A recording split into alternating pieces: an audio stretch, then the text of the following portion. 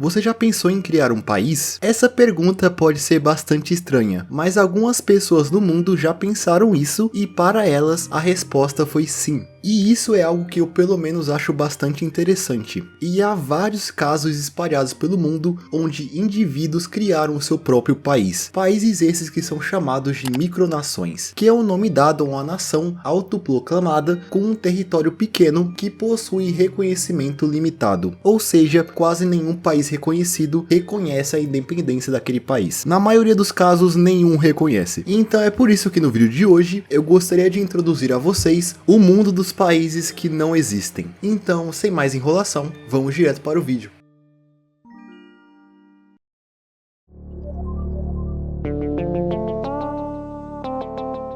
Pode parecer algo muito surreal, mas existem comunidades na internet que criam histórias de países que não existem. Pode-se dizer até que essas histórias são fanfics de geopolítica, tipo aquele caso dos Country Balls, que é uma comunidade bem esquisita e um rabbit hole por si só. Mas esse não é o tema do vídeo. Existem dois sites específicos que guardam vários países criados pelos seus usuários, sendo o Fake Countries Wiki e a MicroWiki. Nestes sites é possível conhecer algumas nações inventadas com vários níveis de complexidade, já que existem alguns artigos bastante completos, tendo até porcentagens de etnia e origem das pessoas que habitam aquele país. Um desses exemplos é o país Freyland, que o autor se deu o trabalho de fazer a biografia de várias figuras importantes para o país, como a monarca, o primeiro-ministro e até criar os próprios partidos políticos que são utilizados em simulações de eleições. E é sério, dá para se perder muito nesses artigos assustadoramente extensos e detalhados sobre países que não existem. Existe até uma página sobre uma Copa do Mundo fictícia, onde as seleções são esses países criados na Wiki, além também de outros eventos esportivos como as Olimpíadas, por exemplo.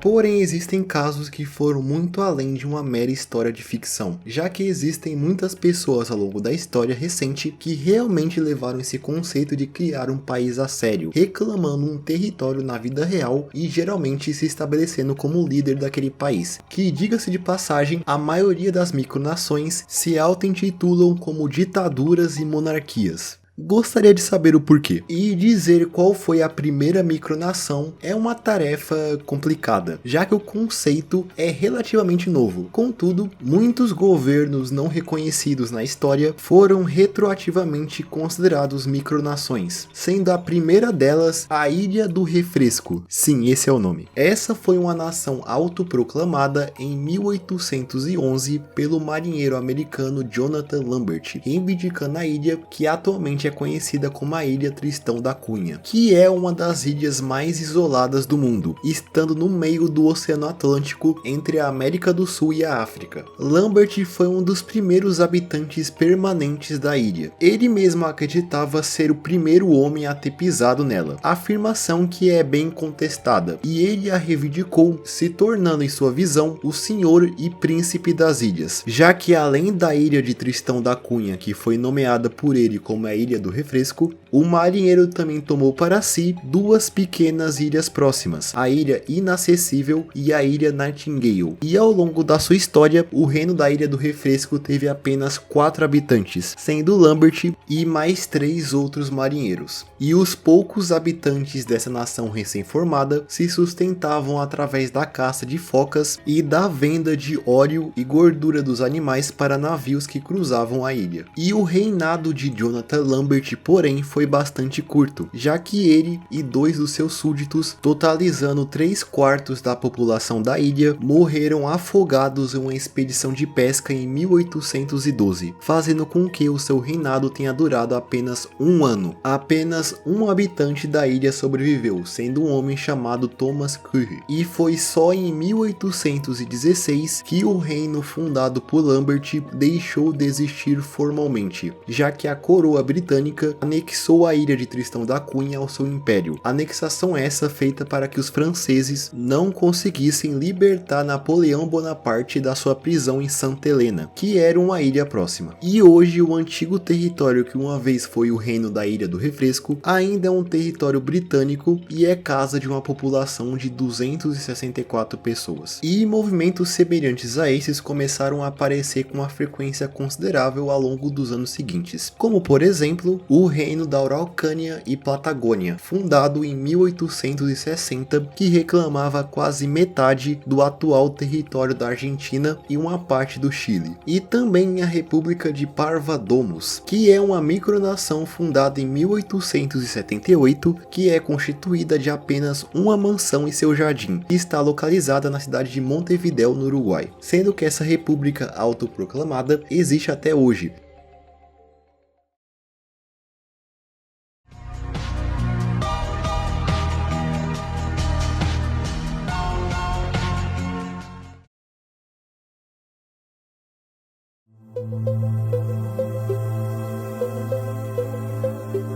Mas agora falando de micronações mais conhecidas, um dos primeiros grandes casos pode ser considerado a República da Ilha das Rosas, originalmente conhecida como Insulo de la Rosógia. Esse nome original inclusive é em Esperanto, então releve minha pronúncia. Essa nação foi fundada por um engenheiro italiano chamado Giorgio Rosa, iniciando a construção de uma plataforma marítima que ficava suspensa a 26 metros acima do mar, que foi concluída em 1967. Essa plataforma foi colocada a cerca de 11 quilômetros da costa da província de Rimini, na Itália, declarando a sua independência em 1º de maio de 1968, com Giorgio se autoproclamando como presidente da República recém-formada, que reconhecia tanto o Esperanto como o italiano como línguas oficiais. E naquela plataforma, que servia como todo o território do país, ela oferecia para visitantes diversos estabelecimentos comerciais como restaurante, loja de souvenirs, bar e uma boate, além de possuir os próprios correios. Também foi criada uma bandeira para representar a ilha e moedas e selos próprios. E a existência desse local em águas italianas irritou bastante alguns políticos locais, que acreditavam que a República da Ilha da Rosa era na verdade uma tentativa de fugir das leis fiscais do país, já que a plataforma foi construída sem autorização, além de existirem alegações do uso de drogas ilícitas e jogos de azar no local. Mas talvez a alegação mais maluca seja de que a República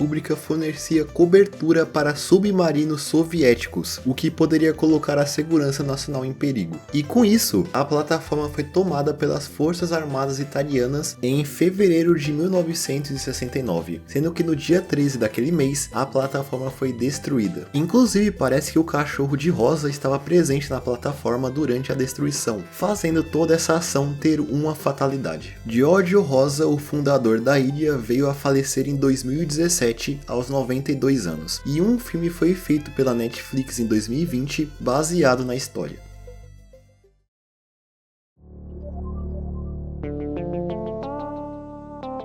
Mas com certeza a micronação mais comentada de todas é o Principado de Sealand. Essa micronação foi fundada em 1967 por um major britânico chamado Patrick Roy Bates, que em setembro daquele ano se apossou de uma base naval abandonada que foi construída pelo Reino Unido durante a Segunda Guerra Mundial para criar a sua própria nação. A base está localizada a 10 km da costa do condado de Suffolk, na Inglaterra, o que faz com que essa micronação seja bem parecida com o caso mencionado anteriormente. Roy Bates declarou independência em 2 de setembro de 1967, se tornando o monarca de Sealand, e por muito tempo a micronação foi habitada por ele, sua família e alguns dos seus colegas, e pelo menos até 2019, cerca de 32 pessoas chamavam Sealand de lar. Porém, de início, todos que demonstraram interesse no país poderiam ganhar um passaporte do monarca. E por incrível que pareça, em 1978, o Principado experienciou um evento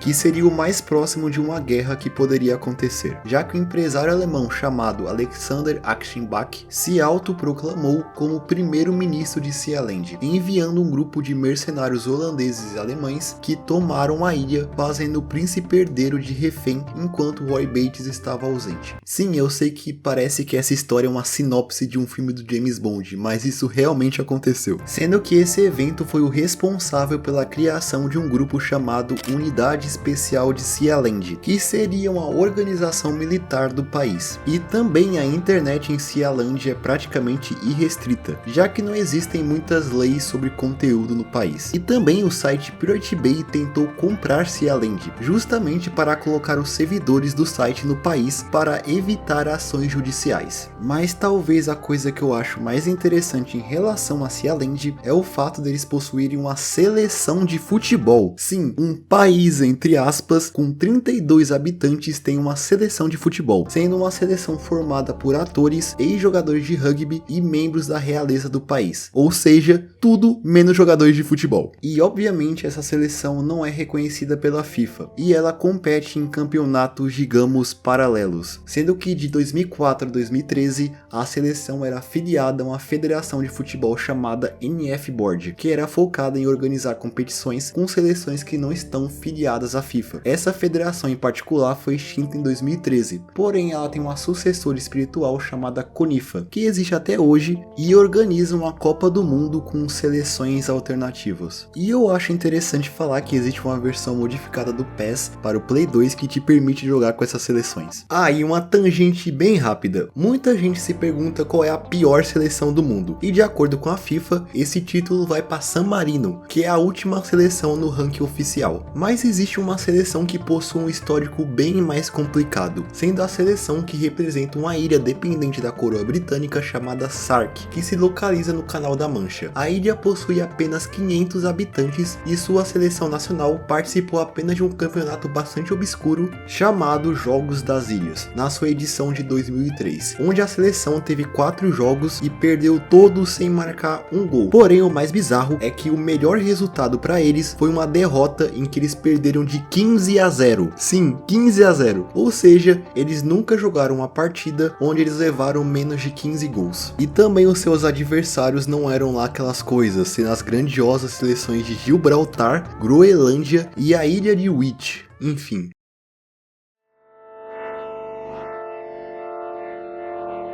E agora eu gostaria de falar de algumas micronações um pouco mais desconhecidas. Afinal, existem muitas por aí, e algumas têm conceitos bem diferentes. Por exemplo, nós temos uma micronação localizada na Áustria chamada Kugel-Mugel. A nação consiste em uma casa esférica que foi construída por um artista chamado Adrian Lippberger, que entrou em uma disputa contra as autoridades locais sobre a construção dessa casa esférica. A casa foi construída em 1971 e em 1975, graças àquela disputa mencionada anteriormente, Edwin declarou independência, formando a República Kugel-Mugel, que se constituía apenas daquela casa. Inclusive, em 1979, Edwin foi preso quando ele se recusou a pagar impostos para o governo austríaco, o que o rendeu 10 semanas preso. Atualmente, a República possui mais de 600 cidadãos não residentes e é considerado pelo governo local como uma atração turística. E outro caso bem esquisito se trata do Império Aericano, que possui essa bandeira bem simpática. Essa micronação em particular se leva menos a sério do que as outras, já que eles fazem reivindicações absurdas, como que o seu território é constituído de 1 km² na Austrália, uma casa em Montreal no Canadá, uma colônia em Marte, o hemisfério norte de Plutão e todo o território de um planeta fictício. E o lema do Império é: o mundo é ridículo, vamos manter ele assim. E uma das micronações mais curiosas já feitas talvez seja a nação conhecida como Otherworld Kingdom. A micronação é localizada na República Tcheca e o que a torna tão única é o fato dela abrigar mulheres dominadoras e homens submissos. Resumindo, a micronação é um lugar onde é praticado um fetiche chamado Fandom, que eu acho que já ficou claro o que isso significa. A micronação se denomina como a monarquia absolutista matriarcal, e lá todos os homens são considerados escravos. A nação é constituída de um castelo construído no século XVI. E também tem um vídeo até famoso no YouTube feito pela Vice, onde mostra uma espécie de convenção em que vários líderes de micronações se reúnem para fazer tratados e diplomacias. É algo bem estranho, mas pelo menos parece que eles estão se divertindo, e é isso que importa no final. E também eu acho que é legal falar que há um tempo atrás eu fiz um iceberg sobre esse tema, tema. Eu não pretendo cobrir aqui no canal, mas caso você tenha ficado curioso para descobrir mais micronações, eu deixarei ele aí embaixo na descrição.